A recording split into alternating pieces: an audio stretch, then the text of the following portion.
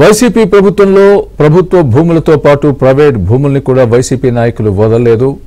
కన్ను పడిందే చాలు కబ్జా చేయాల్సిందే. సత్యసాయి జిల్లా కదిర్లో మైనారిటీలకు చెందిన 10 కోట్ల విలువ చేసే 4 ఎకరాల 50 సెంట్ల భూమిని వైసీపీ కీలక నాయకులు జఫర్ ఖాన్, రవీంద్రనాథ్ రెడ్డి, నాగిరెడ్డి కబ్జా చేసేశారు.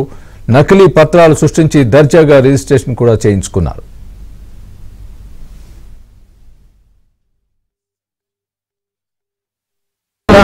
లాయర్ జాఫర్ ఖాన్, ఎద్దుల నాగిరెడ్డి, బడా రవీంద్రనాథ్ రెడ్డి వీళ్ళంతా వచ్చేసి మా భూమిని అక్రమంగా దొంగ సర్టిఫికేట్లు క్రియేట్ చేసుకొని ఎన్ఓసీలు అలాగే ఫేక్ ఫ్యామిలీ సర్టిఫికేట్ సృష్టించి మా హక్కు మాకు ఇవ్వకుండా అంతా వాళ్ళే వచ్చేసి ఆక్రమించుకున్నారు. అందుకని మా హక్కును మేము కోరుకుంటున్నాం.